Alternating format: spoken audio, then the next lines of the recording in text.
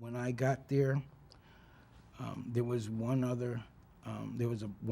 black woman who was I think she also was the staff writer. She was also involved in the previous year's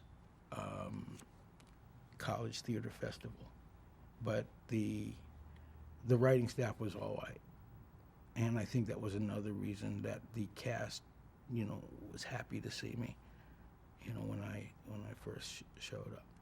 I really had to hit the ground running. I was prepared when I got there for that, and I kind of knew that to a lot of them, I'm not speaking about the executive producers, but to a lot of the writing staff, that my coming mid-season like that through the American College Theater Festival was actually more of a headache to them. It was, they had to stop, they had to give me an office, and it's not like I'm also white, black, or otherwise, this kid who went to art school in New York City. I came from North Carolina, so they're thinking Kunta Kinte is gonna walk in the room, and it's like, we gotta stop it, we gotta, what are we gonna do with this kid? So they talk to me, hi, my name is so-and-so, I worked with Sid Caesar, here's your office, which was clearly it was a filing room,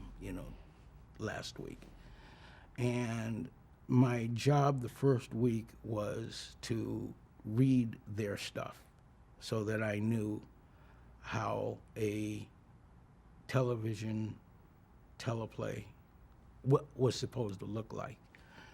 And so they gave me their stuff to read, and for the first week, I literally just sat in there and just read, whatever they wanted me to read. It wasn't that they weren't unfriendly, it was that they were busy, and they did not expect much of me.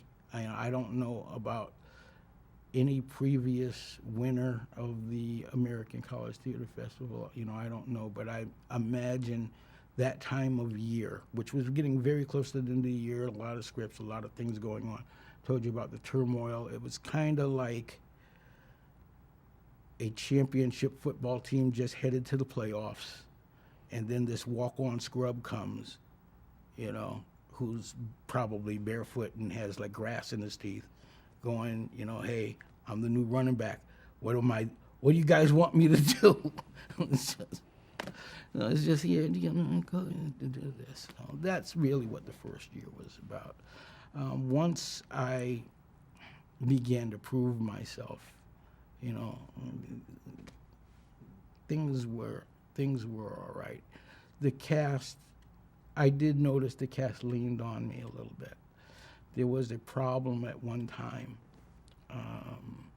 with the script having to do with, this was another one of their issue things, with the concept of welfare and the way it was handled in the script. I barely remember this. The cast was upset and the writers didn't know why.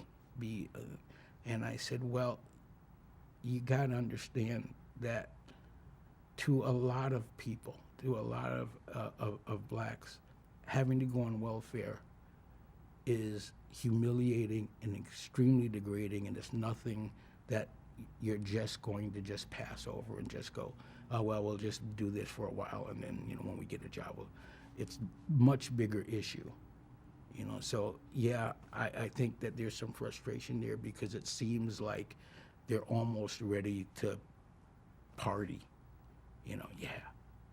government check. So it's really not like that.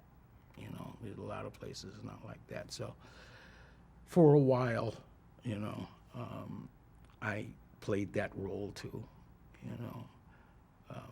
I remember, just sitting there. This is just, I don't know why this story just popped into my head. I hadn't thought about it in years.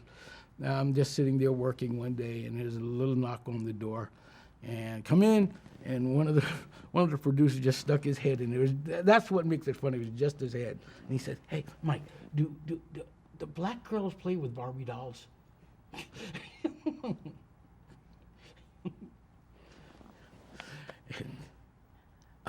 Yeah, thanks. And they just closed the door. Never heard another word about that. You know, that's how it was. Yeah.